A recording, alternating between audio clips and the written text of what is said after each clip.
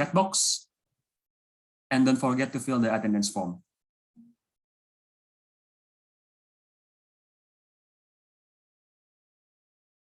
Okay, let's start our event with speech from Deva Tasya Ulita. She is the SPE Java Annual Energy Symposium 2022 chairperson. Deva, the stage is yours. Hey Rico, good morning everyone.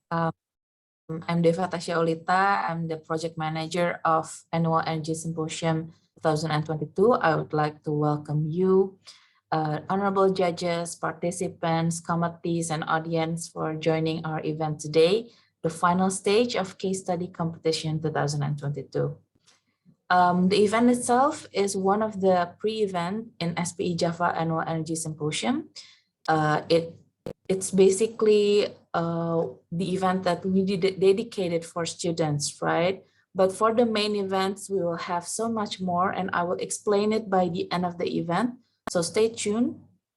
But for now, on eJava, I would like to thank you and congratulate for the top 5 teams that have made it to the final round. Best of luck for you guys. I hope that you can give your best performance, your best presentation, and may the best team win. Again, thank you for joining in, and let's enjoy and learn from the team's presentation and discussion. And without further ado, over to you, Rico. Thank you, Deva. Yes, indeed, we received a very high quality submission from teams, and we are having difficulties, fortunately, for selecting the top 5 teams. So it's really good for us. Thank you, Deva, for the speech. On to the next, Bavanya. Okay, so we'll have a short presentation from Pak Tommy Jamal regarding the SPE Java Membership Committee. Pak Tommy, the stage is yours. Thank you, Pak Rico. Thank you very much, and good morning to everybody, and welcome. My name is Tommy Jamel. I am the chairperson for membership for 2021-2022 SPE Java, along with my membership committee, and I'd like to take just a few minutes to explain the importance of membership and why it brings us together as we are here today, and encouraging all of you that are not members to join. Next slide, please. Just a real brief overview of the membership benefits. As some of you are already aware, there are some changes for 2022. We are entering some very exciting times going into the future. But for those of you that may not be familiar with SPE membership benefits, there's several benefits that you do receive, which are the SPE Online education, there's the SPE Connect, events that we are participating in this morning, right now, and of course there's Petro and so on. So for the sake of time, again, I do encourage you to get started by getting connected. There is an app that is online you can download from Google Play Store or iOS for the SPE. Registration is always open and so on.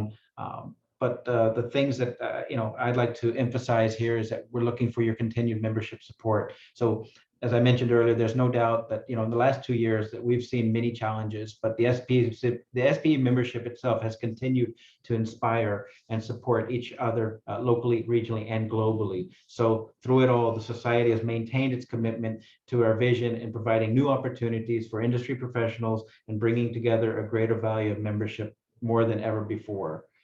Next slide, please. So real briefly, to bring you up to date, some important and benefits that have changed for 2022 compared to 2021. There is a new installment plan option that is available. So for renewing professional members, they can choose to pay their membership in either a fee in a single payment, or it can be done in quarterly installments. And this program actually started back in November 2021. So do take advantage of that if you wish. The other new feature for 2022 is the JPT digital platform. The print version will be discontinued, and there will be a transition into the digital version. And then of course the renewal process has been open since back in 2021 of November. And the added bonus to that right now is that you do get 6 free paper downloads from One Petrol, which is a $48 value alone. So that more than pays for itself for the membership. And then last but not least, it's not mentioned on this slide, but there are some exciting things that are occurring. AAPG, for those that may not be familiar, is the American Association of Petroleum Geologists, and SPE are going, or in the plans of doing a merger. So that is supposedly going to be happening this year. The voting will start in March 4th, if I'm not mistaken. But again, stronger together, it provides, that merger provides more intellectual equals and honoring both two strong organizations, SPE and the AAPG together. So that's a very large global community, a lot of more resources that are available, and we're definitely looking forward to that. For any additional information that you have on the membership, you can go online to spe.org/join for the membership itself to join. There's a lot of resources, or you may contact myself or my colleague, Chaksandra, and we'll be happy to give you more information and guidance. So thanks and have a great session today.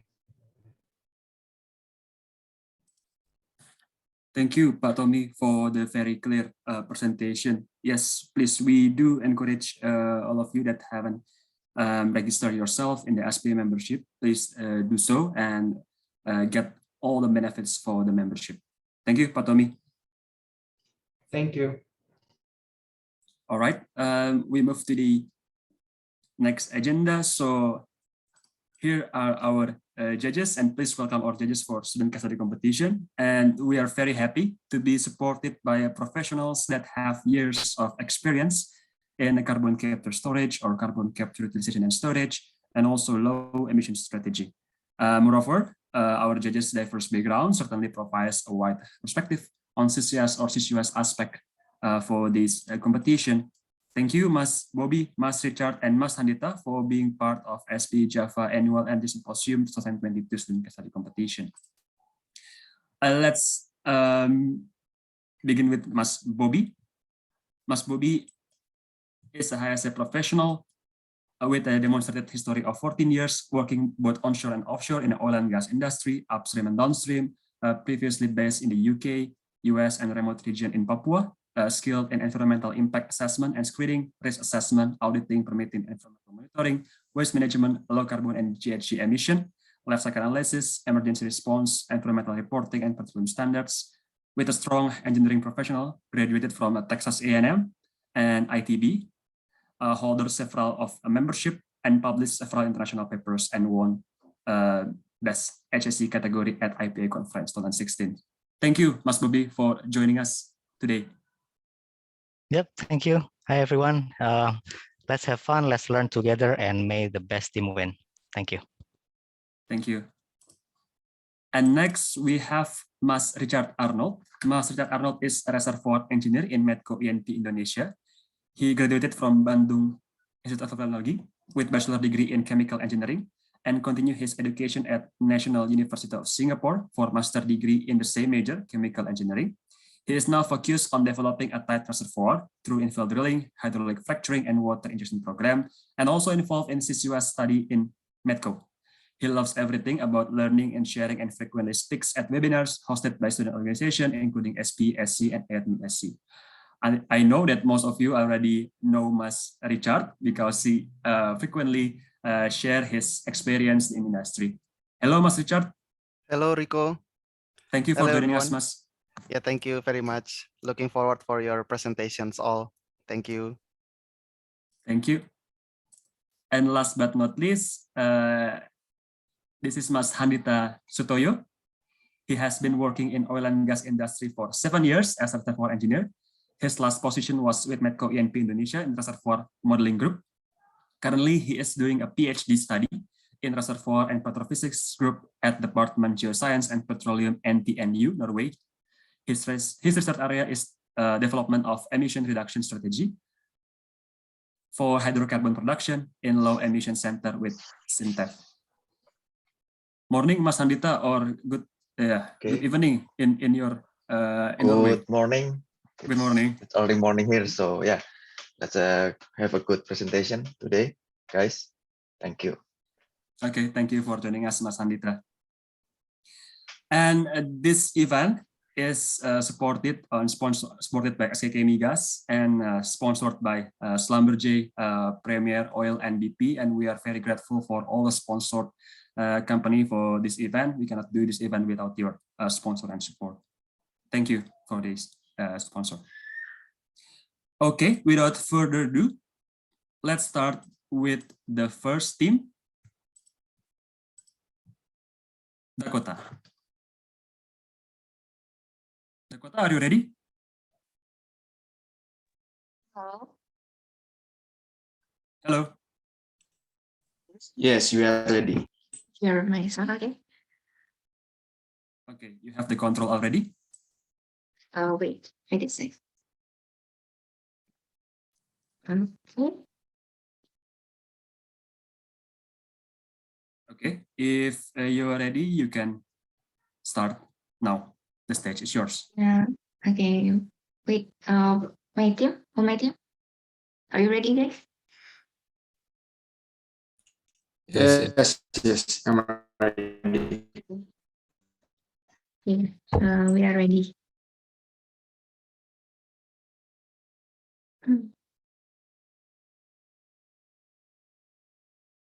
Oh.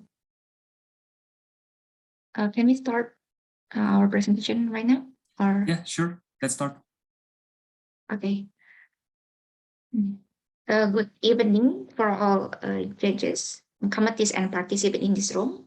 We are from Dakota team, and now we will pitch our case study report for CCUS deployment in West Java and South Sumatra. This is my partner, and we are all from ITB. And this is outline for today. Next.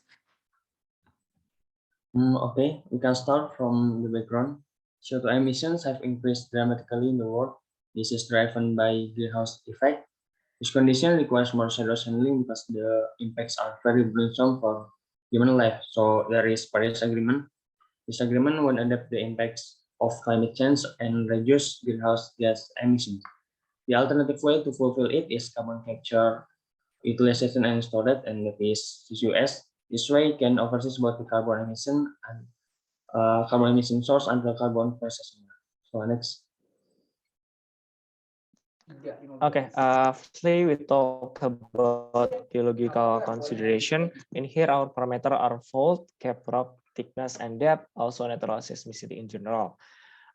West Java have more complex geology structure. It has more fault structure and the complex structure mostly doesn't not support CCS. Which means South Sumatra is more better than Northwest Java basins for storage. Next. Okay. The South Sumatra basin has a more diverse and long evolution and form a relatively deeper basin than West Java basins, which means that South Sumatra more better than West Java basins. Next. And natural seismicity of South Sumatra has more active tectonic than West Java, which means that West Java storage security is more better than South Sumatra. In the next section, we discuss about CO2 storage. From the result of our study, there are two basins that have the largest storage capacity. The first is South Sumatra Basin, which consists of 45 fields with a total CO2 storage capacity of 537 million tons of CO2. And the second is West Java Basin, which consists of 51 fields with a total CO2 storage capacity of 395 million tons of CO2. After conducting screening and further studies, we decided that the South Sumatra Basin has a better potential and good prospect. Now we discuss about CO2 source. In general, CO2 can come from reservoir gas, industry, and also natural CO2 gas.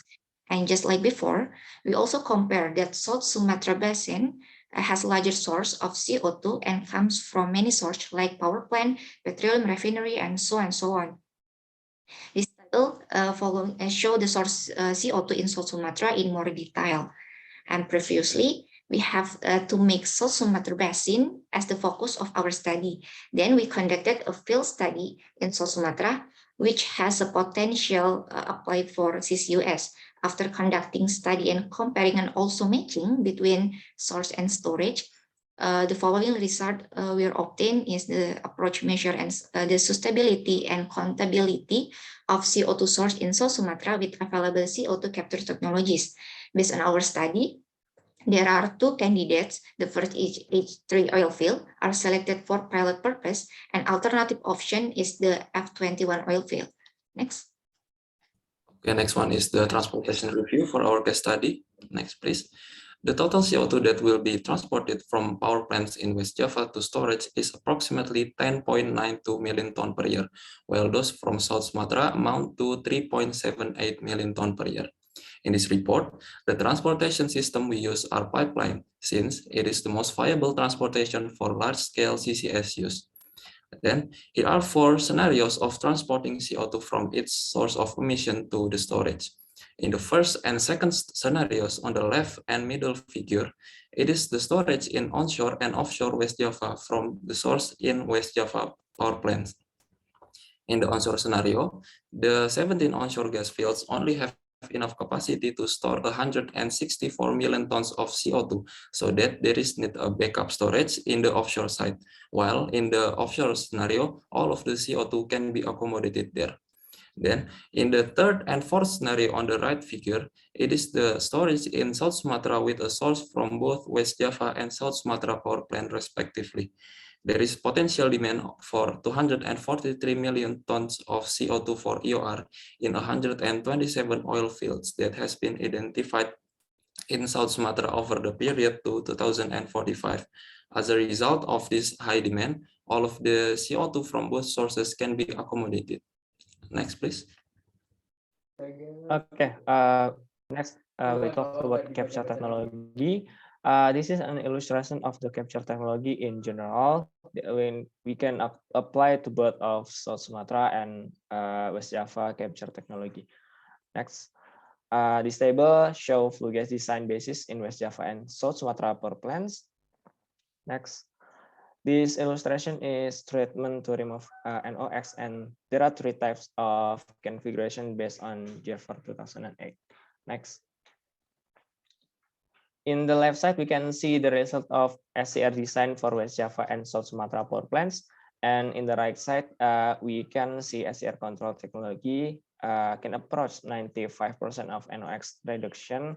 Therefore, SCR was identified for power plants in West Java and South Sumatra as an additional processes needed for CCS implementations. Next. Okay. In the left side, this was the SO2 mechanism that was processed using seawater washing technology. And the right side, we can see the result of FGD design for West Java and South Sumatra power plants. Next. Okay, let's move on to the environment section. Next, we can see that the minus symbol means negative impact and the plus symbol means solution. Our team only take 5 aspects from the environmental section, including water environment, land, water and climate, ecology, and human environment. Next. And the next one is economical review. Next. Establish comparison between West Java and South Sumatra power plant cost. Power plant in South Sumatra is cheaper than West Java because the capacity is lower too. And the breakdown of the power plant cost in variety scenarios are below. And this is West Java breakdown, and on the next page is South Sumatra breakdown. Next. On below is net present value and internal rate of return analysis. So based on the tables above, investment will tend to be profitable when CO2 price is low. Initial capital is not too low, it's not too large. Operating cost is not too low and not too high. And work on the time that not too fast and not too long, maybe like 5 years. Not too large capacity power plant makes cost cheaper. That is South Sumatra. And this is the timeline project for 5 years. Okay, the graph above show the emission from the electricity sector decreased by almost 3% in 2020, or 0.4 gigaton CO2, while emission intensity decreased by 2.8%. Next. In the table on left side, The remaining 81 million tons of CO2 from 127 fields is only enough to absorb the CO2 capture from the South Sumatra power plant, but not enough for the West Java power plant. The figure on the right side shows high demand in the early years for flooding, peaking in year 4, followed by a decrease in CO2 demand in the following years. Next. And last but not least is the social review for our case study. For societal impact, there are plenty of good benefit that can be retained by society in the long run for the development of CCUS. The first role in reducing carbon dioxide emissions are presented in the top figure. In the total, CCUS participates nearly 15% of the cumulative reduction in CO2 emissions worldwide in 2020. Other than lowering emissions, another example of the benefits of CCUS come from UK regarding enhancing job security, that up to 10,000 jobs were created under the net zero ambition scenario against the other scenario where CO2 continue to emit. And then for policies, there are 4 considerations that can be implemented in Indonesia. The first one is a carbon tax. According to RUHPP, the carbon tax will be applied to the coal power plant sector using a tax mechanism based on cap and tax limit. And then there are alternatives to carbon tax, which is ETS or emission trading scheme. Unlike carbon tax, ETS does not use a penalty scheme. Instead, ETS creates incentive to reduce emissions where these are most cost effective. And then there are other policies like capital support and operational subsidies that can support the lifetime of CCUS operation. Next. From all the review, we can conclude that South Sumatra Basin have a good potential for CCUS with EOR deployment. South Sumatra have a large source of CO2 and also has low density population. Not only that, potential oil reserve for CO2 EOR in South Sumatra is 480 mmSTB, and from economic point of view, CCUS deployment tends to be cheap because the capacity of the power plant is not too big. And the last is South Sumatra Basin has a relatively stable geological setting from seismic and tectonic activity. Candidates field for CCUS pilot project that our team purpose is H3 field. Why? Because it has high storage capacity, inexpensive CO2 source, the highest stable for CO2 for sequestration, and the last is near with the CO2 source. The deployment take 5 years, and H3 field located in South Sumatra Basin. That's all from Dakota team. Thank you for your attention. Thank you, Dakota team, for a great presentation and also a timely presentation. Well done. And please, judges, if you have any question for Dakota team, feel free to ask. Yes, hello, maybe I can start, Pak Rico, yeah. Sure. Yeah, thank you, Dakota, good presentation. I just have only one question. So, post implementation of the CCUS injection, we need to do some kind of a mitigation to ensure that it is still safe to be injected in the longer run. So what do you think the parameters that we need to monitor to ensure that the injection of the CCUS is still safe? So you can mention any parameters based on the reservoir or based on the environmental or the surface activity. If you may, you can please explain about that. Thank you.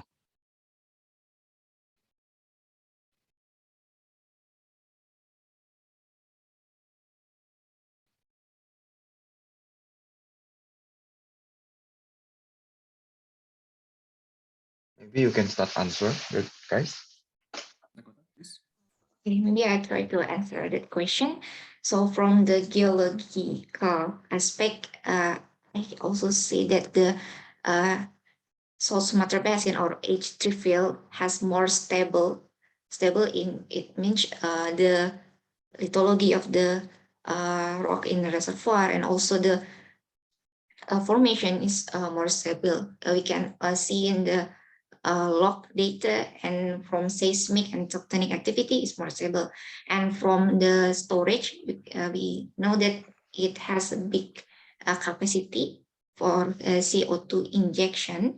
And from the surface facilities and in H3 field, and also in South Sumatra Basin, it has a mature oil field. So the surface facility is almost available there. So we can make sure that it's okay for this CCUS deployment, because there is a field and also a mature oil field. So we just make new system or schematic for a CO2 injection. Maybe this is I can answer.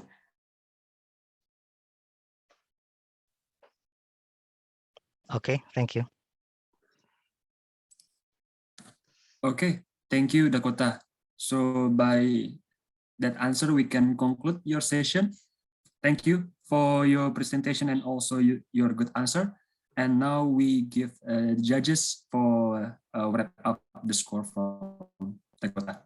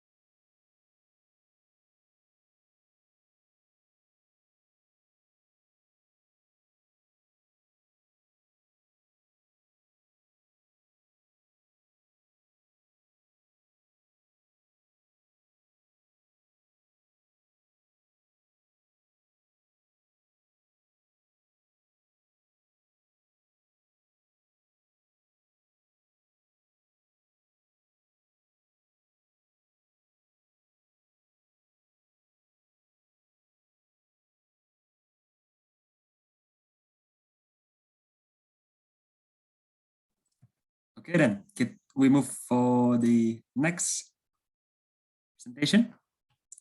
The next presentation will be from Carbon First. Are you ready, Carbon First? Yes, of course we are. Okay. Okay.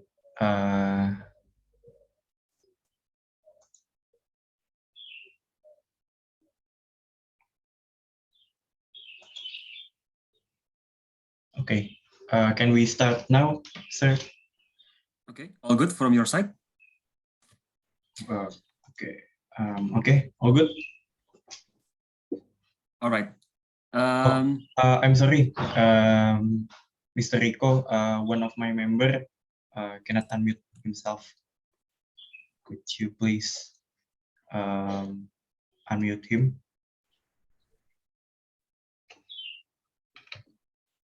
Okay, it's clear. Okay. Okay. Okay, Aurel, you may start now. Start. Yeah. Okay. Thank you. Can we back to the previous slide?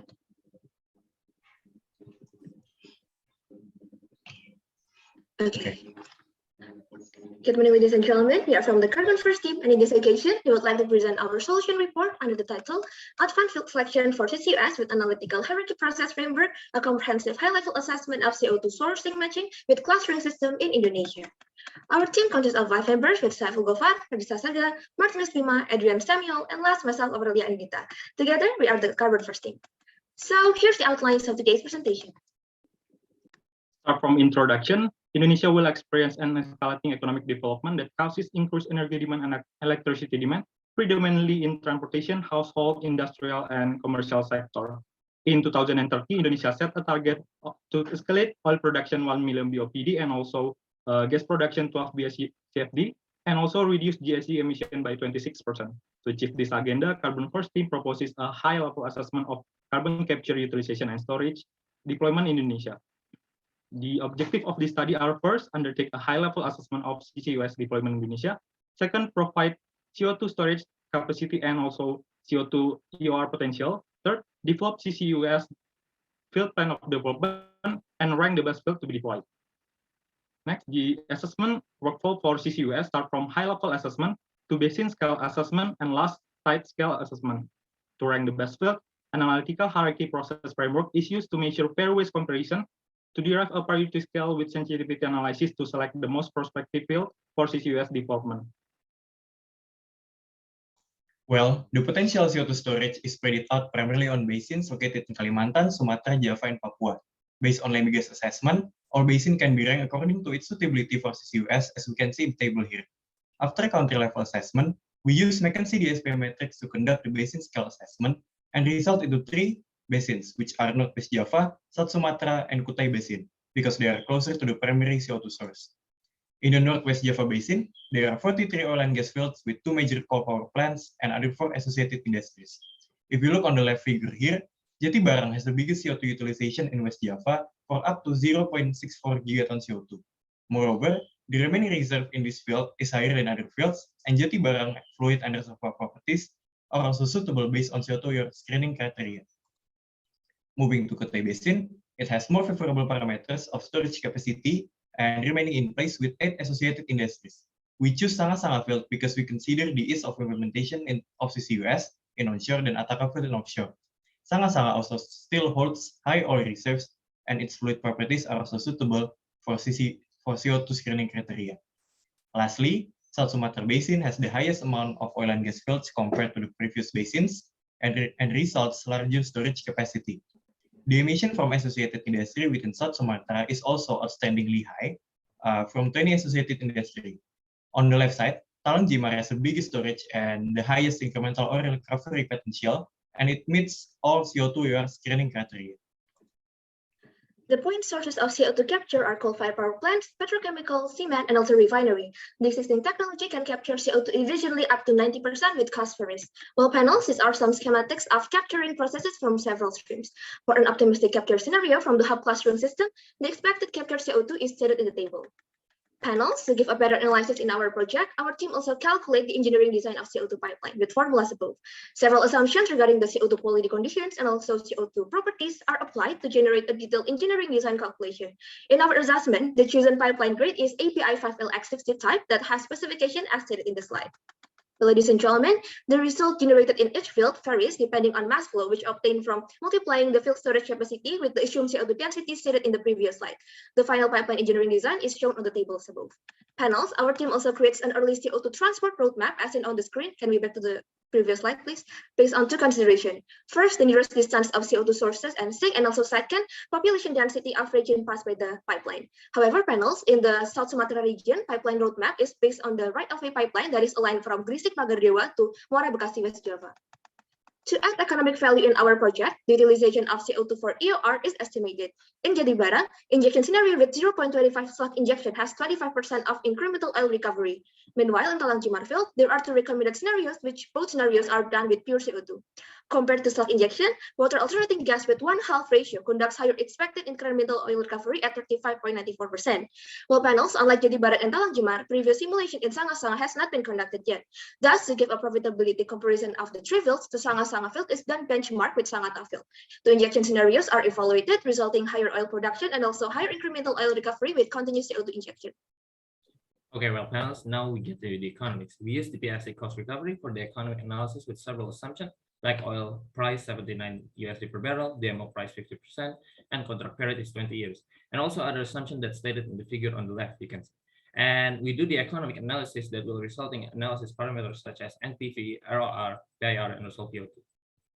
And here are the parameters and cost assumption we use for our economic analysis. You can see the table on the left is the detail of investment cost, while the table on the right is those investment costs in each field. And we can conclude it from the table on the right that Sanga is the most expensive investment, while the Talang Jemar is the least expensive. And this is the result and profitability analysis. We can conclude that Talang Jemar is the most profitable based on the economics with the highest NCF and NPV and the shortest TOT. And this is supported by the chart below, which is cash flow cumulative chart, which shows that Talang Jemar is the fastest field reaching the payback period. And on the right side, you can see that the project timeline that consists of 4 phases, which are early phase development, start of CO2 production phase, and then the commissioning. Next. In this slide, we do the sensitivity analysis to our economic result, which are ROR contractor, NPV contractor, and also NPV government, with the 3 parameters, which are oil price, OPEX, and also CAPEX. We can see from this result that oil price is the most sensitive parameters, which could impact our project massively in the future if there's any changes. Panels, proactive mitigation such as improving well compression and CO2 resistant material are vital. Furthermore, to reduce risk of leakage during pipeline transportation, the water content of the CO2 stream should be kept low. Then, to prepare for the CO2 escape that is caused by geological or fracture, we can do several ways, like reducing or halting CO2 injection, extracting additional fluid, and some other mitigation like the one on the slide. The monitoring plan is also an important step that requires attention in the development of this project. Based on ADB 2019, there are various methods of monitoring CCUS that are already used in Sukawati pilot CO2 AOR test. For the method can be seen on the slide. Panels, in the developing CCUS clustering system, we have to reckon with the possibility of local social impact. And we can see it from various population density because the less dense population means fewer people affected by the project. After that, we have to gain the socialization of the project through social welfare enhancement and communicating the project to the local community, and also coordinate with the involved stakeholder to prepare and handle social issues that are happening. Ladies and gentlemen, in this study, we use an analytical hierarchy process with a 4-level hierarchy framework. 4 main criteria are assessed to build weighing all criteria through expert judgment. In the weighting process, the concentration ratio obtained is below 0.1. Then, after conducting weighting of each criteria, the alternatives are evaluated to generate the final cycle field and resulting Talang Jemar as the most prospective alternative with 54% of weighting priority. Panels, to accommodate potential judgment scoring changes due to subjectivity, we evaluate final priority ranking result to respond the shifting in the weighting. So here, we conduct sensitivity analysis in every alternative, and based on those graphs and more, we get the result that Talang Jemar become the most probable field to be developed. Well, ladies and gentlemen, finally, we are reaching to the recommendation and conclusion part. We suggest several points for the government, industry, and also researchers. For government, we suggest to make or adopt CCUS regulatory framework and also restating CO2 position regarding contractor earning and revenue as by product and others stated in the slide. For the industry and also researchers, we recommend several points, and one of them is to evaluate the seal integrity to prevent CO2 leakage. And on the final word, the conclusion, there are 3 prospective basins for CCUS deployment. After the evaluation of AHP, it is obtained that Talang Jemar is the most prospective sync point with NPV at 215 million USD and POT 3.6 years. And lastly, the utilization of CO2 as EOR in Talang Jemar is expected to add recovery factor at 35.94%. That's our presentation, and thank you for your attention. Thank you, Carbon First. Great presentation from you. Okay, judges, please, if you have any question for Carbon First. Yeah, hello, Carbon First. Quite a good presentation, quite much slides also, but yeah, you cover a lot of scopes here. I have a question about more in the economic analysis. It's quite, there is a quite big investment that you propose here. And what is the biggest investment here? What is the major investment later for if you want to do this CCUS thing, and how do you plan to improve it? And is it worth this investment compared to your CO2 the CO2 that you are injected later? That's my question. Okay, thank you for the question, Mr. Handita. So basically, from the table that we can see on the right, the biggest investment is placed on the pipeline, which the calculation will be explained by Aurel after my question. But if you ask us whether this project is profitable or not, maybe we can see to the next slide, please, Mr. Yeah, okay, so basically the NCF in our project in Tangjimar, maybe if we choose Tangjimar, the the the only just the NPV is already covered the investment, and it's already said that it's profitable for our project, and also the payback period for those big investment is relatively fast, which is just 3 years. It's already like pay all the investment that we given up. And this we be using this analysis, we can also know that the net cumulative flow net CF is also big. So I think if you ask us, is it worth it or not, I think the answer is very worth it. But maybe Aurel can explain later about the pipeline calculation.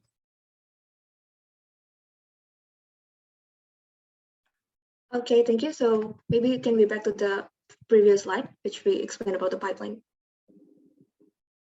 Okay, so basically the pipeline. Okay, thank you. Basically, the pipeline calculation is based on the previous slide, please. The pipeline. Okay, basically the estimation of the pipeline is conducted from this formulas. By this formulas we can conduct the final diameter and also final thickness of the pipeline. So we can classify the specific engineering design, in which by the engineering design we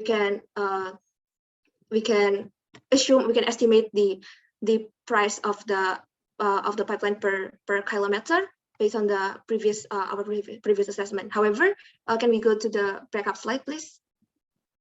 However, the basis of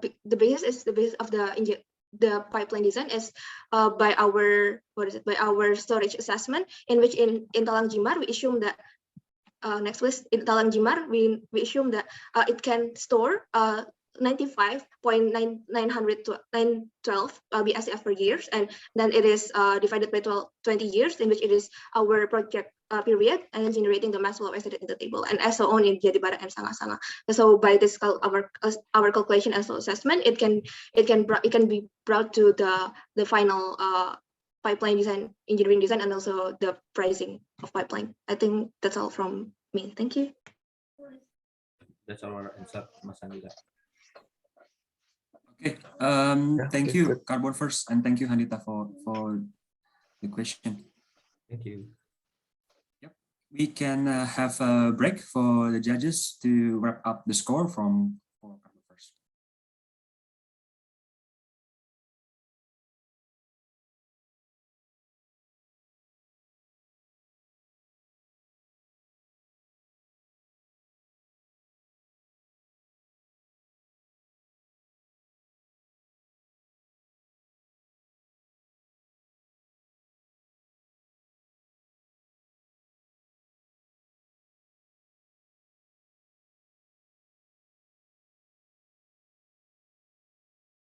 Carbon First, don't forget to remove your control, yeah. Okay, sir.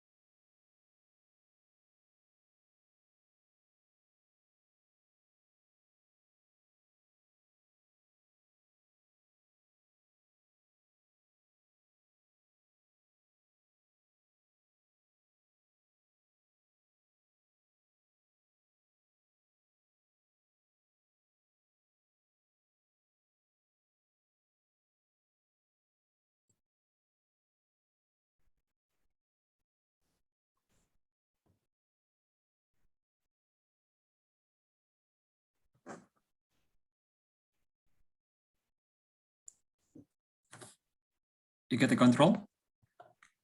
Yes. Okay. Control it. Whenever you're ready, the stage is yours. Okay. Okay, here.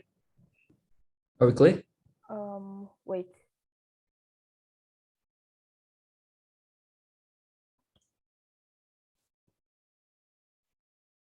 Okay.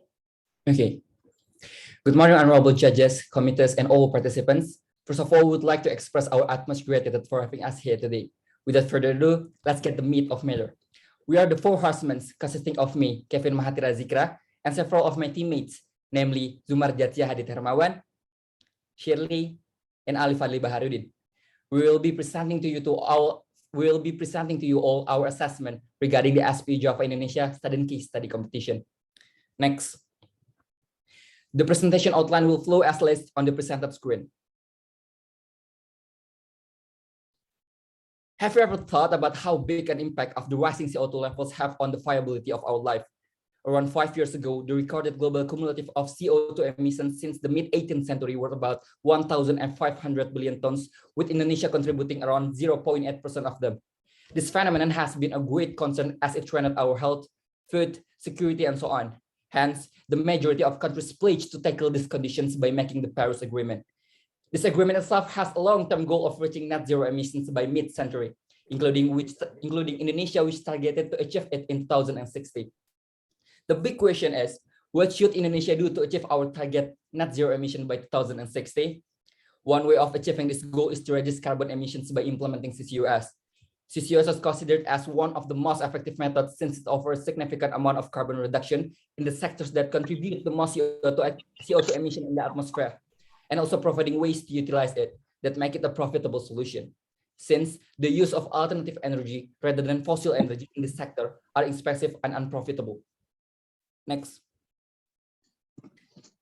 Looking up to our nation's conditions, where there were 128 basins counted in 2009, with some of them are considered as large basins according to Geology Indonesia. And as you can see on the map, the South Sumatra and West Java basins are the most suitable areas for CCUS implementations, since they provide several aspects that are needed in CCUS deployment, such as numerous CO2 sources, sufficient CO2 geological storage, and the transportation line. Therefore, for study basis of this assessment, we assess among these two basins to find the most recommended basins for CCUS deployment in Indonesia. Okay, next. Okay. The first thing to do is to analyze the technical aspect. We compare the South Sumatra Basin and Northwest Java Basin by its storage, source, technology, transportation, and utilization. Talking about the storage, its basin has a saline aquifer reservoir and depleted gas reservoir, whereas only the South Sumatra Basin has an oil reservoir that is attractive to gas reservoir, and to be used for EOR because its long history of oil and gas exploration and the abundance of oil and gas fields. Then we only analyze the depleted gas reservoir because they already have the adequate surface facilities, and it's also a prime option for storing CO2 due to lack of research available about long-term period leakage potential in the saline aquifer reservoir. As for the resource, there are numerous sectors of CO2 emissions in the globe. However, not all existing emissions are the best candidates for CCUS. Many sources CO2 emission in the power generator and industrial sectors have large enough emission volumes to warrant the adoption of CO2 technologies. So, we're comparing carbon production from Sumsel 6 CFPP and Bojonegoro CFPP as a representative of both basins. While the technology being used, both areas use the traditional air-fueled coal combustion as the combustion process and the combustion and the post-combustion method as the CO2 capture method. Despite resulting in a lower concentration of CO2, this method is considered the most rational and will provide economic benefit. And also we recommend developing advanced technology such as oxy-fuel combustion, which can result in a higher CO2 concentration. For the transport systems, since numerous pipelines have been installed in both areas, transporting CO2 by pipeline is the most suitable option. And for the utilization part, due to its long history of oil and gas exploration and abundance of oil and gas fields, South Sumatra has been identified as an attractive region for EOR. Therefore, The South Sumatra Basin has both oil field and a gas field that could be utilized for EOR and CO2 storage. In the other side, Northwest Java Basin has only a gas field, which only could be suitable to be used as a prime option for storing CO2. Next, please.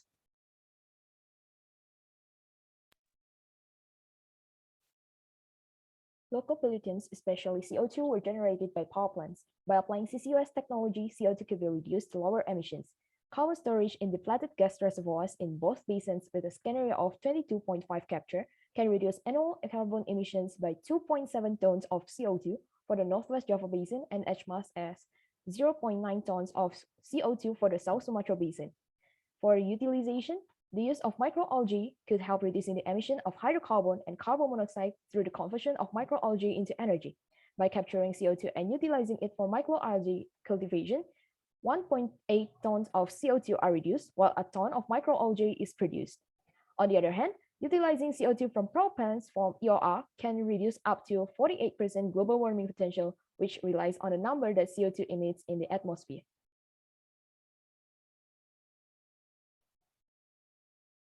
Assuming the project time is 25 years with no delay, bank interest rate of 12% and the carbon price of $100 per ton of CO2, we tabulate the capital expenditure, operational expenditure, and net present value for each basin with certain capture scenarios to compare the economic aspect. The profitable basin is only the South Sumatra Basin with a capture scenario of 22.5%, whereas the other scenario has a negative net present value, which means there is possibility of causing loss. Therefore, only the South Sumatra Basin will be analyzed for the rest economic aspect.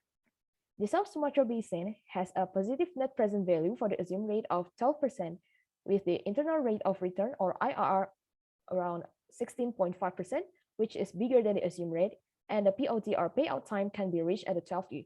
Therefore, economic analysis shows that the South Sumatra Basin is more profitable than the Northwest Java Basin. And the roadmap recommendation for CCUS pilot deployment that we modified from the timeline proposed by the World Bank Group. For the first and second year is about planning and designing such as site evaluation, selection, and characterization, as well as planning for the development and the construction. For the third and fourth year, will be about constructing the equipment such as transportation, additional equipment, prototype, etc. And for the fifth and sixth year, the pilot project of CCUS can be run for capturing and injecting carbon dioxide. And for the seventh year, it is expected to evaluate and prepare for the settlement of the long-term development of the CCUS project.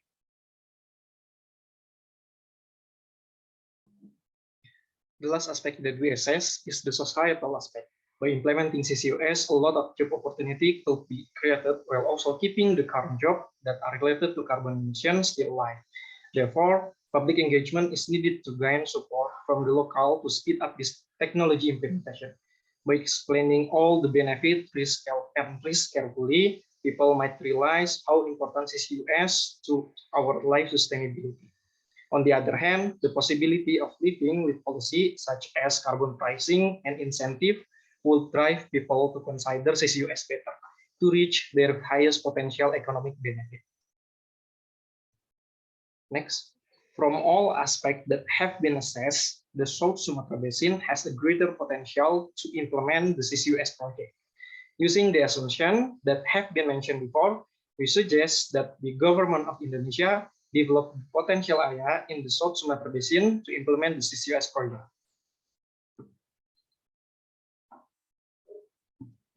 Here are several of our references, as you could see on the screen.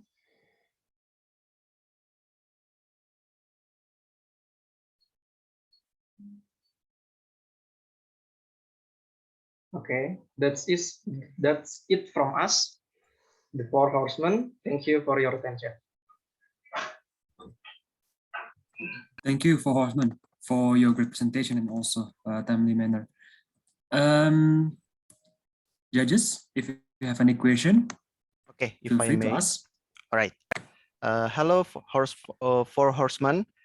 Thank you for such a short, concise, but quite effective presentation. I have at least 3 questions for you. The first, you can answer after I ask my third questions. The first question would be, there are several types of CO2 storage, and you mentioned about depleted oil and gas reservoir. But there's actually another potential storage, which is aquifer. And have you considered the potentials of CO2 storage in aquifer in South Sumatra and in West Java? And the second question would be, could you please elaborate more about the technical aspect for the screening process? How can we select each oil and gas depleted oil and gas field, for example, the technical aspect of the screening process? And lastly, you say that you concentrate on South Sumatra Basin for your CO2 storage. So what is your recommendation for CO2 storage from West Java, for example? Do you suggest to transport all the CO2 from West Java to South Sumatra? Wouldn't that be too long? What do you think about that? Will there be problem? Will there be a flow assurance problem if we transport all the CO2 from Java to South Sumatra? So could you please elaborate more about that? Thank you. Thank you Thank you, for Mr. Richard. Yeah, please, for Horseman. All right, thank you for your question, Mr. Richard. Allow us to have a short discussion.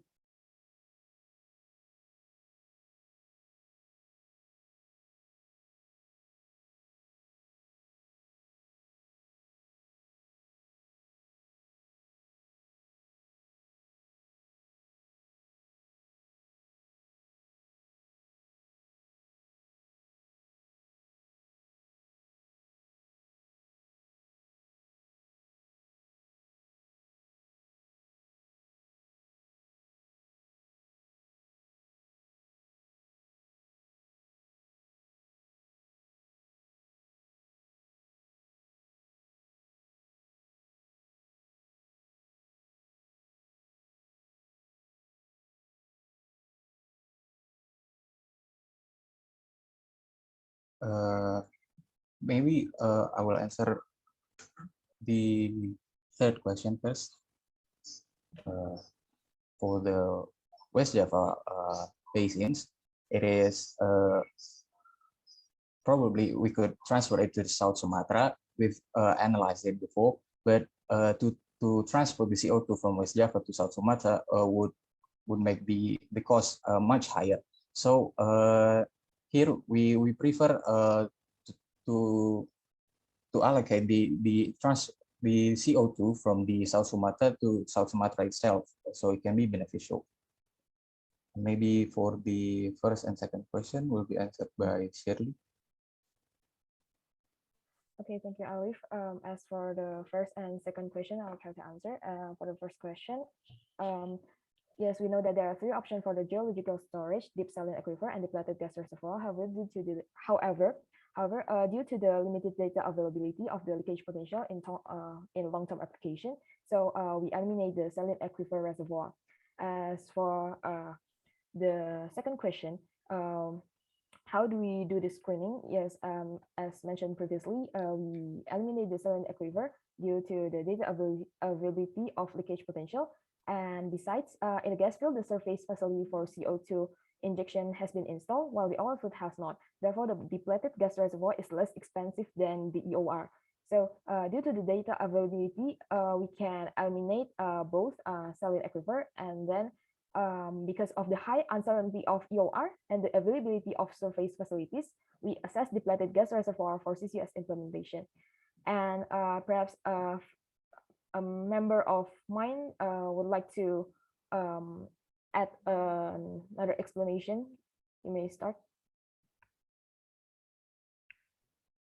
Okay, maybe I want to add some opinion about the first question. In the beginning process of the assessment from find the most recommended basins, we know that in South Sumatra basins and the Northwest Java basins have a three kind of reservoir, like depleted gas reservoir, oil field reservoir, and saline aquifer reservoir. But due to the availability data of the leakage potential in long-term period of development CCUS, so we eliminated the saline aquifer reservoir. Therefore, for the storage, and we know the prime option for storing CO2 is depleted gas reservoir. And for the EOR utilization, we use oil field reservoir in the South Sumatra basins. Maybe that's all. Thank you. Okay, thank you for the answer for Horseman. That's quite clear. Thank you, Mas Richard, for the question. I think now we can have a short break for our judges to wrap up the score for Horseman.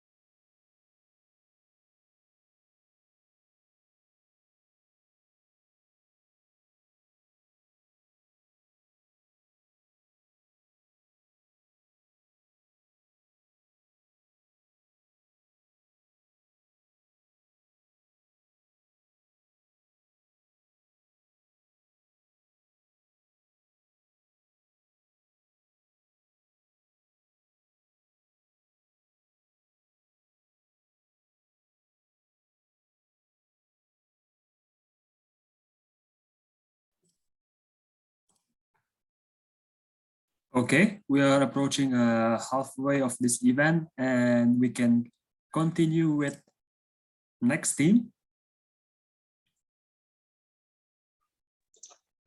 Electra, are you ready? Okay, I'm ready. Kita, are you ready? Yes. Okay. Maybe we want to request control. Okay.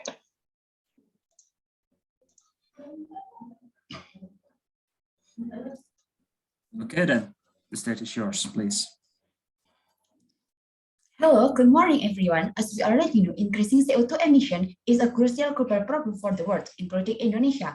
All countries in the world are trying to reduce CO2 emission, which are dominated by the use of fossil energy. Therefore, we also provide a solution in the form of optimization of carbon capture, utilization, and storage technology using MCF3 calcium oxide with machine learning to achieve net zero emission 2060.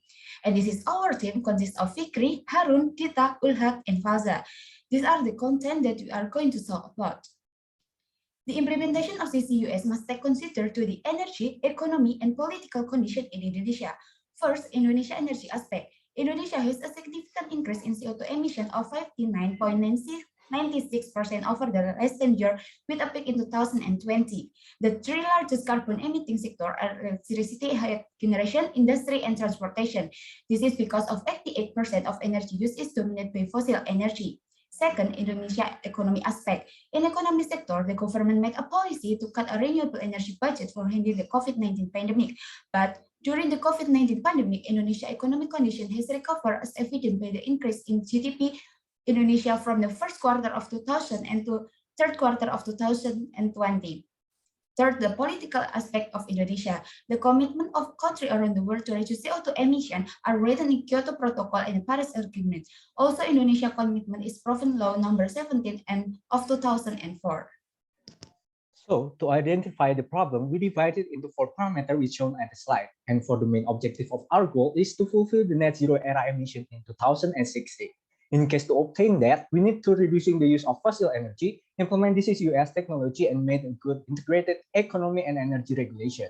But in Indonesia, we have some essential problems such as the pros and cons about the cost and new technology to be implemented, and still have no fundamental regulation to build a two-way benefit for clean energy sector and the government. So for the solution, we have the CCUS implementation for CO2 EOR and basic material of chemical manufacture.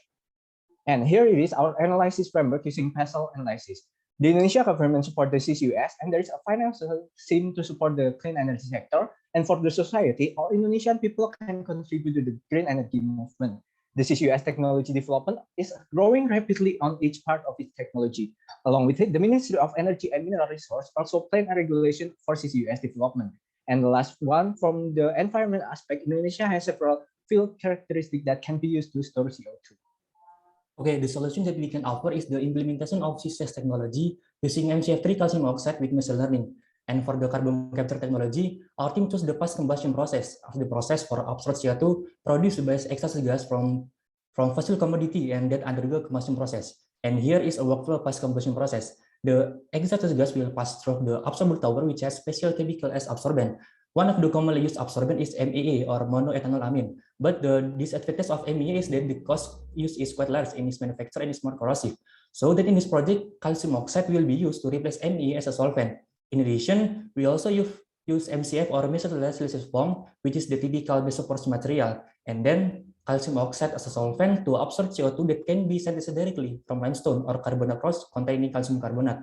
And here are some of the advantages of using MCF, tricalcium oxide as a solvent. Okay, and this is the process flow diagram of the solution we offer, which begin with CO2 capture by fast combustion process. And solar collector will be used as an alternative energy source to replace fossil fuels in CO2 separation process. And pure CO2, which is the main product of this process, is then compressed into a liquid and ready for storage or further use for injection CO2 UR and basic material of chemical manufacture like a natural fuel. The last stage of CCUS is the utilization or storage process. In the study, the method used is CO2 enhanced oil recovery, methanol as a carbon neutral fuel. The CO2 ER method is one type of utilization of CO2 catch with the principle of injecting CO2 into the reservoir to push hydrocarbon out of the reservoirs. Conventional parameters that are usually used for the evaluation and monitoring of the CO2 ER are parameters that are ascertained and cannot be controlled properly, such as porosity, permeability, compressibility, and other geological and fluid properties. The prediction used are when derived from statistical and computational parameters. However, this is also suspected to be less precise. This monitoring and evaluation need to be more effective. One of the loudest way is to use machine learning. The data obtained are trained to make a relatable model, and then used to predict cost and revenue. The cost and revenue calculation can be used to optimize the CO2 ER. Based on Hay et al. 2021, the result obtained that prediction using machine learning increased effectiveness, efficiency, and accuracy. So that it has an impact on CO2 storage decline by 70.3%, increasing oil and gas production by 40.1%, and maximum profit by 22.1%, compared to before being optimized with machine learning.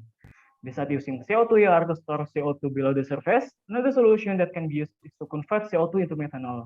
In the study, the manufacture of methanol through the CO2 hydrogenation route. To capture carbon dioxide will be reacted with hydrogen, which is obtained from the electrolysis of water. Through simple reaction to produce a mixture of methanol and water. This product will then be distilled to obtain pure methanol, which can be further utilized, such as chemical compound in laboratorium or natural fuel for our vehicle. Okay, in this project, we choose the South Sumatra Basin as the implementation of CO2 EOR because it's the second largest potential in Indonesia for EOR, with a total of 127 fields.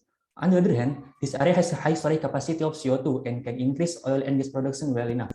And South Sumatra Basin is also an area with low seismicity because it's not characterized by the main fault of Sumatra Island, Semangko Fault.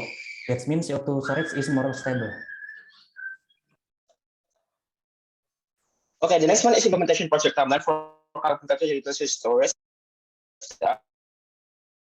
We also built before. We also consider system study testing CCUS technology. And the next one, we're also doing a preparation CCUS on stream technology. And we're also doing a monitoring, evaluating, and measuring CCUS technology in phase 3. And also doing a pilot project for CO2 injection. And the next, in phase 5, we're also doing demonstration project CO2 injection. And lastly, we're also doing a commercial project CO2 injection for increasing production by implementation of CO2 EOR. Doing a feasibility study for our solution. We're also doing 3 types. The first one is economic assessment. The next one is environmental assessment, and the last one is societal assessment. We also calculated for CAPEX and OPEX with this idea, and we also calculated for this idea around $55.81 million, and we also get NPV IRR and payback barrier for our idea, it's around for IBV $102.4 million, and IRR value we're also putting for 15.4%, and only 2 years for payback barrier. And the next, we have environmental assessment. That's divided by other things, and the first one is advantage and disadvantage. Indonesia has managed CO2 injection to storage injection around 8.9 gigaton CO2 for CO2 emission reduction. And based on our implementation, we also increased for CO2 injection until phase to phase, and it's a lot of three for Indonesia's future. And it's possibility for this advantage when we are doing injection CO2 injection into geological formation. And the first one is overpressure in the reservoir as a result of CO2 injection, and the next is CO2 migration for surrounding geological formation, and the third is CO2 leakage, and the last is disturbance of soil layer condition after long-term storage. And the last one is societal aspect. We also divided by other things. The first one is citizen and government, and we found a problem for this one. It is a limited understanding of CCUS technology, and we have solved the problem by doing a KOL or key opinion leader for understanding the citizen from the government. And we also suggesting for government. The first one is targeted implementation of carbon tax, and the next is suggestion Indonesia government to reduce CO2 emission, and the third is creating an ideal market for distributing CO2 process product, and the last is providing incentive for parties who can manage their carbon emission independently. And this is our references for our idea. Okay, therefore, we are also hoping for the solution will be implemented to Indonesia, and we also hoping for Indonesia will be implemented our solution, our idea for Capture Utilization Storage. And thank you for everyone. Clean energy for the brighter future from Electra. Thank you. Thank you, Electra. Really great presentation. Okay, so we can give chance to judges. Please, if you have any question. Yeah, thank you. I'll start. So it's good presentation, Electra. Thank you. So one of the aspects is quite important for the implementation of the CCUS is the regulation readiness in the government of Indonesia. So I see that in your presentation, you also have a focus on that. So I would like you to elaborate more on what kind of existing regulations that have a relation with the CCUS implementation, and what kind of regulation that you think need to be drafted or speed up in order to, speed up the process of CCUS in Indonesia. Thank you.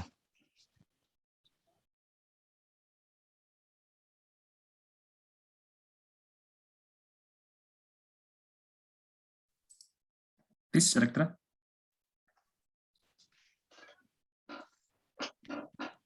Or maybe meanwhile they're waiting, maybe another question from other judges so that they can have time as well. Okay, maybe I want to answer the question. Okay. Okay. Based on regulation, okay.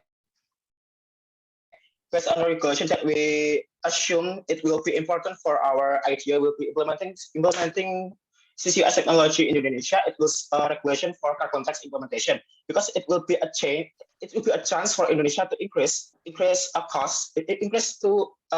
cost for carbon utilization storage, which have a carbon market development for CO2. It will be a little bit important regulation for Indonesia government to be applied in the Indonesian futures. Maybe that's this answer for me. And maybe another answer from my friend. Okay, please go ahead. Okay, thank you. I want to add some information. Maybe for the regulation that need to be speed up or to be drafted next is the regulation for the industrial to make their carbon capture technology and manage their CO2. So and there must be incentive for that. So the CO2 emission not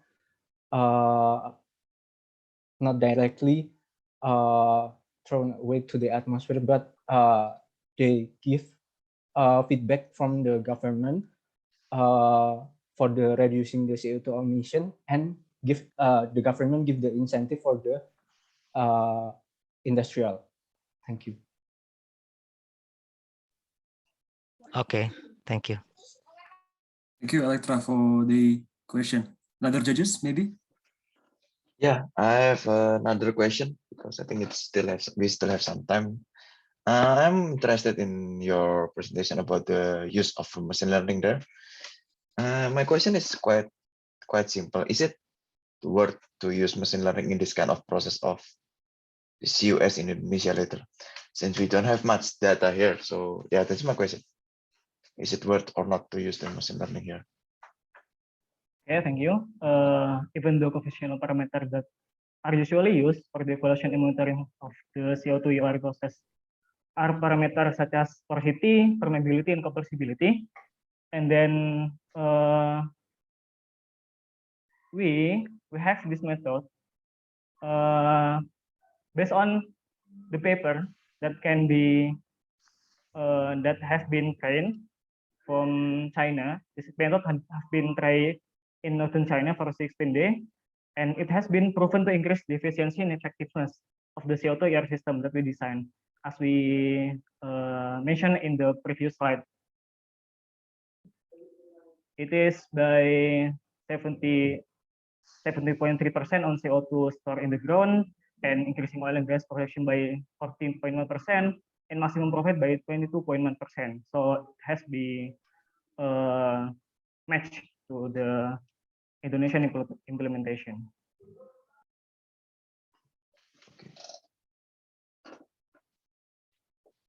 Okay, I think that's enough. Yeah.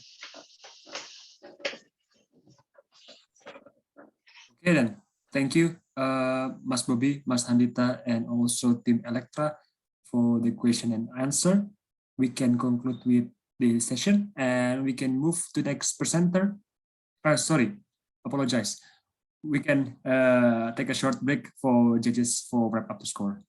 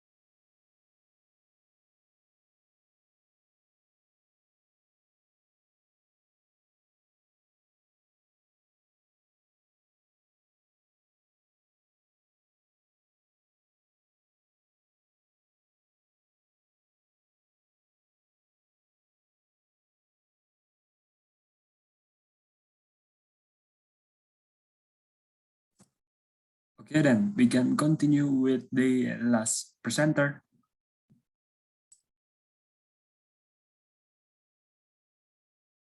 Sinklin, are you ready?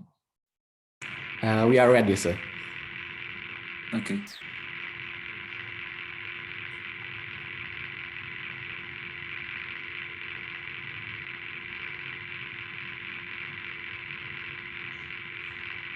Itu suara fan atau suara laptop ya? It's from my fan, dari fan saya. Kalau kedengeran. Bisa dimatiin nggak? Karena agak ganggu. Sorry kalau kepanasan dikit. Agak semalam sudah saya redam sudah. Oh iya, oke, nggak apa-apa. Oke, continue. Dari itu, ya. Ya, thank you. Oh, no. I'm sorry for the inconvenience. Mbak Fanya, ready for the presentation? Langsung di-request.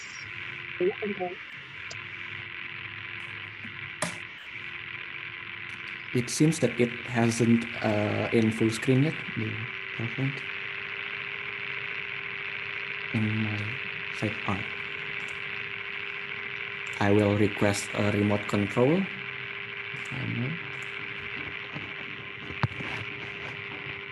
Request yes.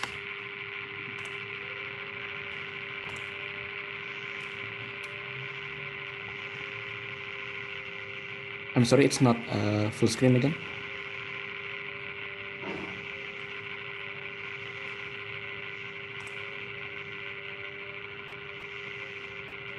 All right. Let's see. All right. Can you hear me loud and clear? Sir?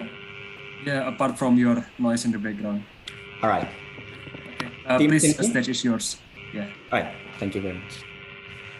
Good morning, everyone, and thank you for being here. In this opportunity, we are going to present our project proposal for carbon capture and storage potential in Indonesia. We are from Synclean, and we have worldwide experiences to help our clients to find out CCS potential worldwide. Here with us, the 5 members who will help you throughout this presentation. To make the presentation run systematically, we divide it into 6 points as written on the screen. Now, let's open this meeting by looking at why should we continue to develop CCS in Indonesia. It is urgent news that the concern of global climate change has risen dramatically in the recent decade. Several countries are striving to reduce carbon dioxide through policy and technological applications. In Indonesia, CO2 emissions are rapidly increasing every year since 1990, and the Paris Agreement has made Indonesia pledge to decrease emissions to 29% in 2030. It is fortunate that we are blessed with abundant sedimentary basins containing of oil and gas reservoirs. Hence, Indonesia has significant potential for implementing CCS. Without further ado, let's proceed with the case. Now, let's begin with the technical aspect. Firstly, how do we determine the basins that have the highest potential for CCS development? To rank the basins, there are 10 parameters considered, starting from the basin location until the infrastructure. The following table shows the ranking results after weighing on 60 sedimentary basins, and the top 3 are Kutai Basin, Tarakan Basin, and South Sumatra Basin. From the consideration, the Kutai Basin and South Sumatra Basin are considered to be attractive because these basins have large storage capacities for CO2. The following graph shows total storage of CO2 injection. In Kutai Basin, CO2 can be stored in depleted oil reservoirs up to 129 million metric tons of CO2. While in South Sumatra Basin, CO2 can be stored in depleted gas reservoirs up to 94 million metric tons CO2. Commonly in Kutai Basin, CO2 sources come from natural gas. So, the cost for the CCUS project will be cheaper. And in the South Sumatra Basin, CO2 sources come from power plants. The majority of the South Sumatra Basin enables CO2 storage to be coupled with enhanced oil recovery as a means of production stimulation. Thank you, Akshay. Now let's talk about technological approach to this location. The first step is to utilize the proper capture technology suitable to the capture gas condition. Due to the low purity of CO2 and high efficiency of removal needed, SGR and the limestone forced oxidation, LSF or wet FGD, are selected for the flue gas conditioning. Coupled with the MEA post-combustion method due to their versatility in large-scale facilities. This specification can be retrofit into the many existing factories in the considered location. In addition to distribution of carbon networks, regional scale transportation infrastructure will be necessary. First of all, we must consider pressure to determine the density of CO2, which is influenced by the geothermal gradient and hydrostatic pressure subsurface. The pressure assumption chosen for the Kuta and South Sumatra Basin are 80 and 100 bar respectively. It will be sufficient to transport CO2 to a depth of roughly 2,000 meters at a local geothermal gradient. 6 depleted gas onshore reserves in South Sumatra indicated as shown in table. By 90% scenario, by analyzing the location, the source will require the capacity to store 3.7 million tons per year, and we can assume a distribution map with the specified length and diameter of the pipes. Talking about EOR, South Sumatra Basin has estimated potential requirement for 243 million tons in 127 oil fields. However, we can simplify into 8 oil fields, which have been recognized as having enough EOR demand to match more than a half of the supply. Meanwhile, in Kuta Basin, we can only make assumptions based on local scale, so we define it into 4 fields. Due to the far distance from the power plant, transmission pipe used and very lower with a small pipe branching to the oil or gas field. Now we move to the storage. Let us see the supply and demand in South Sumatra. It shows that CO2 storage is easily adequate to meet the needs of South Sumatra power plant under the condition of 90% scenario. Therefore, this provides the storage element of definition CCUS ready status. To measure the existing storage capacity, we consider aquifer storage calculation is carried out by multiplying several parameters as shown on the slide. Storage efficiency factor measured based on empirical evidence by USDO methodology. The efficiency factor used in the analysis in this report is 14% for South Sumatra. The total amount of storage capacity can be calculated as shown in the table. Now we proceed to the environmental analysis. Abigail, time is yours. Thanks, Steve, for the acknowledgement. Now I will take over for the environmental and economical risk. Now we first move into the environmental analysis. According to the International Energy Agency, CCS is a necessary measure to drastically cut CO2 emissions. Hence, the benefit that we can reap from the usage of CCUS are: CCUS can be retrofitted to existing power and industrial plants. Also, CCUS can remove CO2 from the atmosphere by combining it with bioenergy or direct air capture to balance emissions that are difficult to abate. All in all, to sum it up, it has the benefit to hinder the climate change for its capability to reduce the negative impact of greenhouse gas emissions on the environment. With the benefit that it has, CCUS also has some things to put a consideration on. CCUS has the risk of leakage into the shallow environment, causing the water around the storage to become more acidic and damaging and also harmful. Next, we will uncover the economic analysis. To measure the economical analysis, we divide into 3 scenarios. The 90% scenario is the best scenario because in addition to reducing carbon emissions and profit from sales, it also maximizes the use of CCS in power plants. We also calculated the demand for chemicals and utilities and the CCS scenario that also affect the operating and maintenance costs for the main plant. The higher the scenario, the higher the operating and maintenance costs. The process plant equipment would not be required to be bought until CCS was decided upon. Meanwhile, pipeline cost calculations are based on 90% capture for 20 years and use the pipeline costing factors of $50,000 per km for an onshore pipeline. Here is the summary for corresponding investment in each capture scenario. It includes annual OPEX and capital expenditures. Since the CCS fields, Kuta and South Sumatra are in Indonesia, the scheduled activities are analogous towards Gundi CCS field. The project CCS will be started by 2023 and the total development time will take 60 months. For the next part, I will let Helma take over. Thank you. Thank you, Abigail. Okay, lastly, let's take a look at the societal perspective. It is apparent from the ratification that Indonesia is committed to combat greenhouse gas emission, which fundamentally facilitates the use of CCS within the legal spectrum. However, there has been limited realistic effort to support its implementation in Indonesia, despite the recommendation from the International Energy Agency to include CCS as the least cost portfolio of greenhouse gas mitigation technology. Policy recognition and institutional support is a key barrier for CCS implementation in Indonesia. Institutional readiness for CCS in the power sector requires national climate policy support across CO2 capture, transportation, and storage with the facilitation of appropriate institutional, legal, and regulatory frameworks to govern every aspect of the process. Planned power plants need to include CCS readiness provision through a regulatory environment. Hence, the institutional framework needs to be established for every process, such as what we have proposed as follows. Finally, let's not forget to return to local wisdom, asking the people for their blessing for this project. Public acceptance is an underlying concern that can make or break a project's progress. Based on what's been done in Gandhi, there are 6 steps which involve understanding local stakeholders and their arguments, recognizing supporting factors, and compassing communication strategy. To summarize our presentation today, we propose development of CCUS in South Sumatra Basin and Kutai Basin with technological specification as discussed. CO2 will be distributed by transmission and distribution pipes. Storage capacity for South Sumatra Basin is 1,278 million tons with a forest storage capacity per location of 18.35 million tons. But to develop CCS or CCUS in Kutai Basin, it is encouraged to make sure the amount of CO2 and list of oil or gas wells that are ready for injection. Don't forget the facilitation of appropriate institutional, legal, and regulatory frameworks to govern the industry should be immediately established to accelerate the achievement of this project's objective. And that brings us to the end.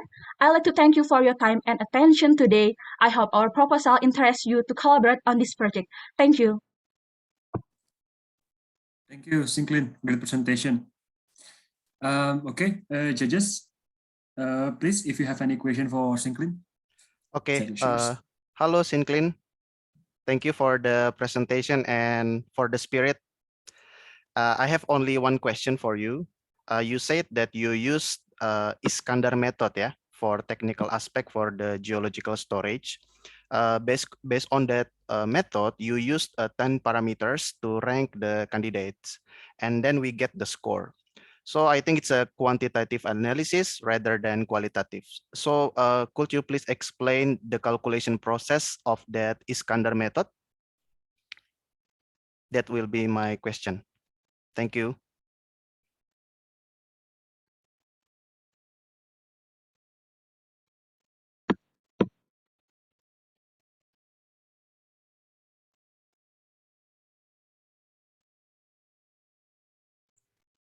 Thank you very much for the question, Sir Richard. If you could give us a moment to discuss for a while.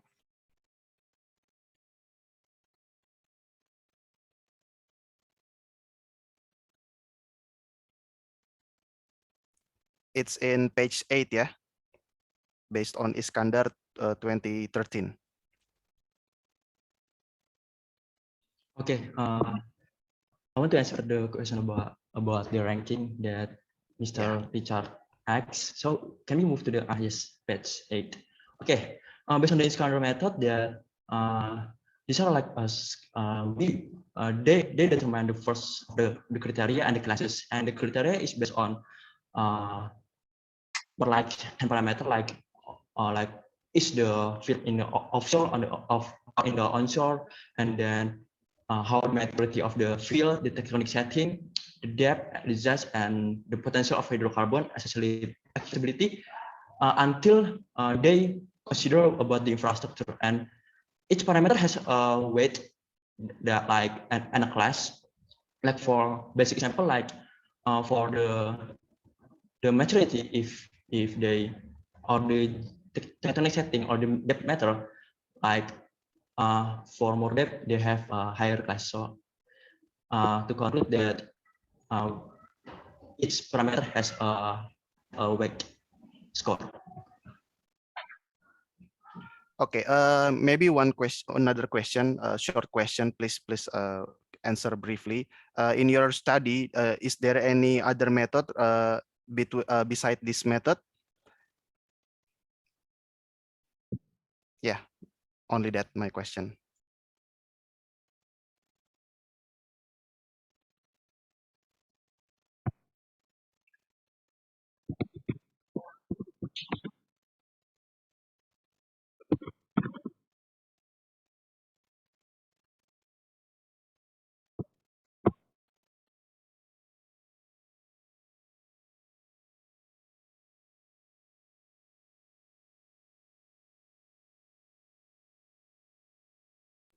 Okay, I want to make sure that about the methodology, we believe that this kind of method is the only use because they can interpret the qualitative, like how the geology technique is acting, into a quantitative method. So to determine, we believe that Kutai Basin and South Sumatra Basin is of priorities. We can assume that this method is believable, and because of that, we can propose about like Kutai Basin because of the parameter about the Baltic class. Okay, thank you. Thank you, sir, for the question. Thank you, Mas Richard, and thank you, Sinklin, for the question and also the answer. I think we can conclude for your session, Sinklin. And now we are approaching to the judges scoring and discussion. So we will have a short break, probably 5 to 10 minutes, to recap all of the score from all of the team. And judges, please, we have provided you a judges room for discussion. Feel free to do discussion in judges room. And while we are waiting for the score, we have a presentation from Ms. Deva regarding the SPE Java Indonesia Annual Energy Symposium. Ms. Deva, please. Yes. Thank you, Rico. Mbak Fanya, can you go to the slide? All right. Thank you for all the teams that has presented. It's really great session, and it's a very interesting discussion as well during the Q&A session. I'm Deva Tasya Olita. I'm the project manager of SPE Java Annual Energy Symposium 2022. And I would like to give you an overview of our first symposium. The event itself, it comprises of numerous pre and main events, which aims to create a platform where energy professionals, academia, and regulators could share their knowledge and expertise with regards to strategies and collaboration required to fuel Indonesia's future. And the event itself is sponsored by Schlumberger, Premier Oil, a harbor energy company, BP, and it's also supported by SK Kamigas. Next, please. This year, we are conducting our first virtual SPE Java Indonesia Annual Energy Symposium 2022 with the theme Filling Indonesia's Future Through Energy Collaboration as a support for the Energy Mix 2025 target set by the government.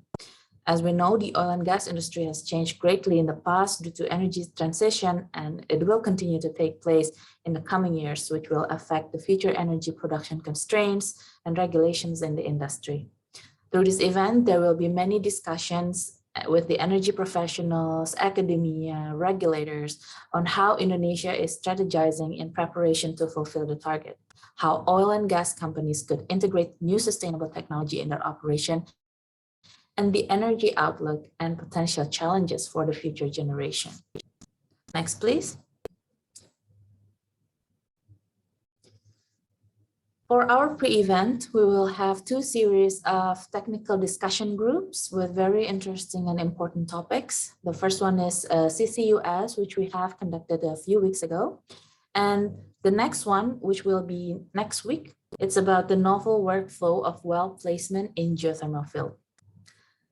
The next event will be AES Integrated Workshop, which aims to enhance young professional members' technical skill and knowledge in petroleum reservoir modeling and simulation. We also have conducted case study competition, which you guys have participated in, for geoscience and engineering students, where you deliver an integrated evaluation and development in carbon capture utilization storage deployment in Indonesia. Next, please.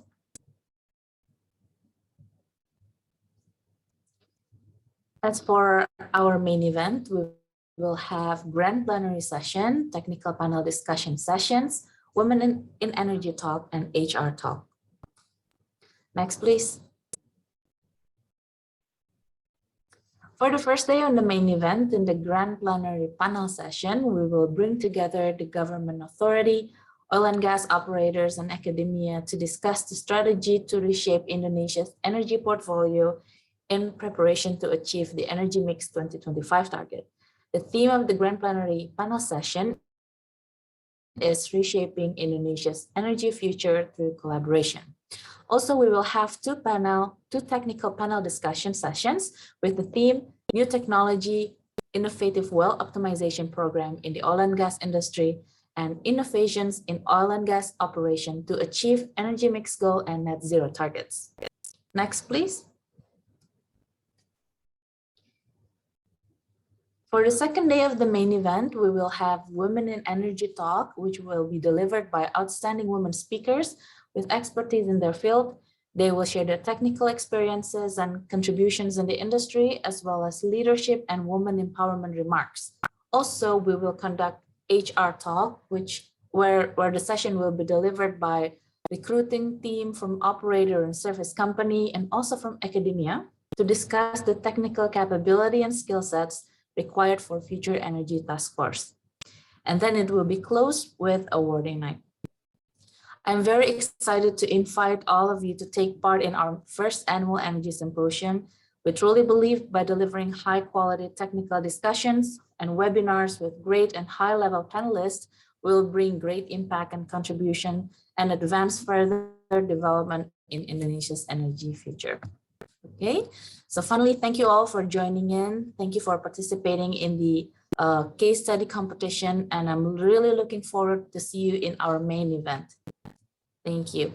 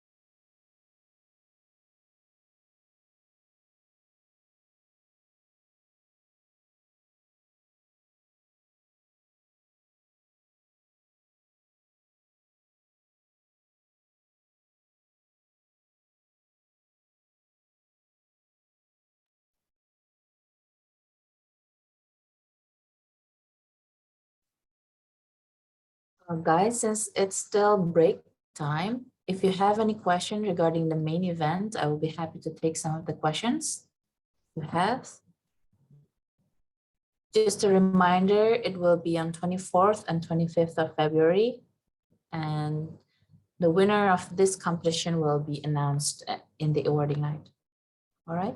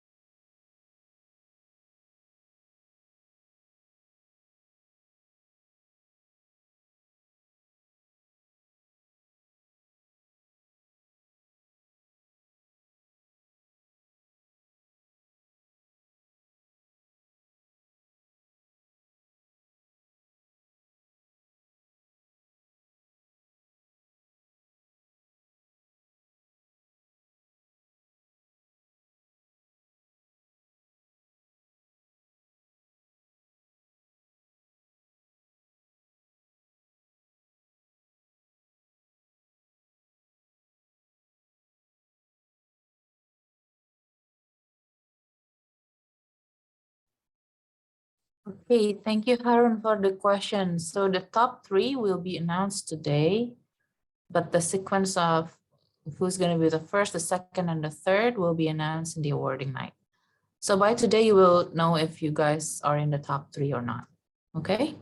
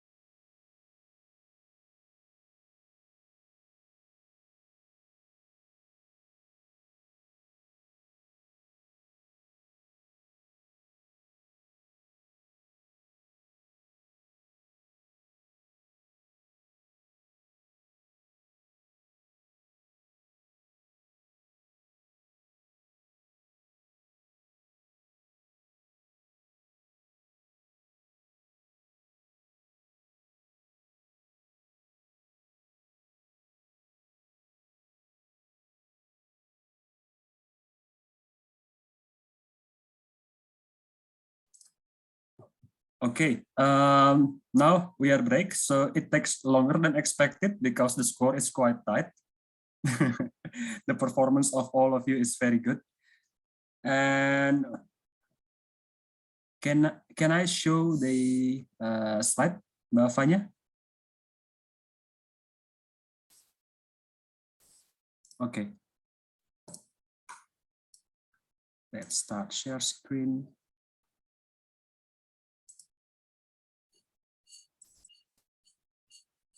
Can you see my screen? Yes. Okay. I will start show.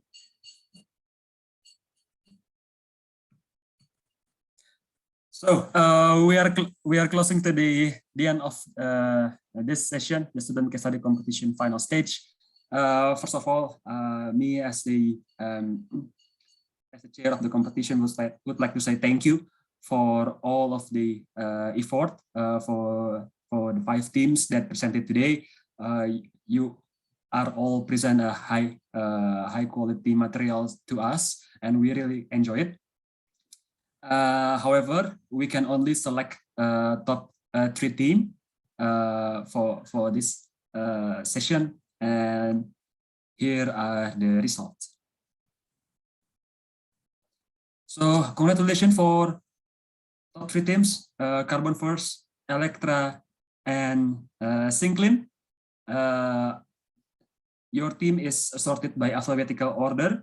So in this session, we are not announcing the first, second, and third place yet, because it will be announced at SPE Java Annual Energy Symposium main event, which will be held on Friday, 25th February 2022 at awarding night.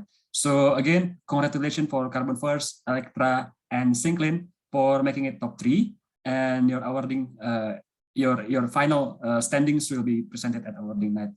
And also thank you for Four Horsemen and also Dakota for participating in final stage. And we are very hard to determine the top 3 because the score is quite tight. And we have here our judges would like to say something to the participant. Probably start with Mas Bobby, please, Mas Bobby. Yeah, thank you everyone. A well-deserved, a really good paper overall submission, but unfortunately we need to only choose 3, and it's really a tight calculation from all of us. Just maybe from my side, as a practitioner of a CCUS, please, this is an emerging technology. Appreciate all of your support to study about it, but make sure there's also a big impact on the environment during the construction of the facility itself, the manufacturing of the equipment. That's also need to be factored in. And also the study and the constructions maybe just takes 5 years, but the longer impact will be the implementation of the injection itself. That's where the profit will be, and it also can be 10 years or more. So there's also the main thing that we need to consider. I think that's it from the comment. Congratulations, and move on to the other judges for the other comments. Thank you. Good job. Thank you, Mas Bobby. Okay, hello everyone. Thank you SPE Java for the great event. I enjoyed every second of it. And for all participants, congrats. I think you are all winners. For student, I think you are doing such amazing work. Okay, and I really think Indonesia has a promising future. Indonesia really fortunate to have you all. And hopefully you have a great future, especially in oil and gas industry, and we can work together for building up this CCUS. Good luck for you all. Thank you. Thank you, Mas Richard. Mas Andita, please, if you have something to say. Okay, for the participants, yeah, great job for all of you. For the top 3 teams, congratulations. You have slightly better jobs than the others, but all of you are doing a great one. For a student, yeah. So I think it's the same comment with Mas Bobby, because it was enough for students to do this kind of analysis already. But yeah, later maybe if you want to know more about the real construction or maybe the real study of CCUS, it will be more than this actually in the real life, and I think it's more in the non-technical part later. So, but yeah, it was good. So congratulations for you, all of you. Thank you. Thank you, Mas Bobby, Mas Richard, and Mas Andita for your time and for your effort for guiding us in this competition. And we would like to present to you token of appreciation. First is for Mas Bobby Yudhistira as a judge for student case study competition. Thank you, Mas Bobby. We hope that you can join us in another event of SPE Java event. Thank you. Thank you, Mas Bobby. And also thank you, Mas Richard Arnold. And same hope to you. We hope that you can join us in next SPE Java event as well, Mas Richard. Thank you. And last but not least, thank you, Mas Handita, for joining us and for staying up late. We know in Norway it's 5 in the morning, yeah.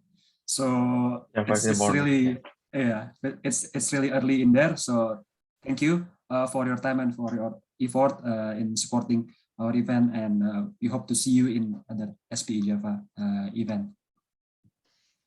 I think that's all from me, from my side as the competition chair for student case study competition. Again, congratulations for all participants, and thank you for all of the attendees that have joined our session.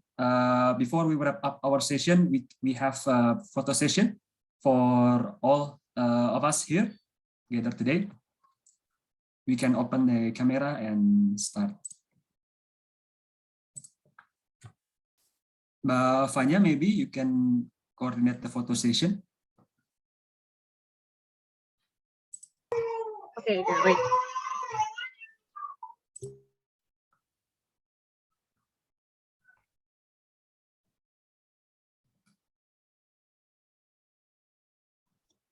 Okay, maybe we will wait for another minute to all of the participants for open the camera. Okay. Okay, in 3, 2, 1, smile. Smile. Okay, one more time. In 3, 2, 1.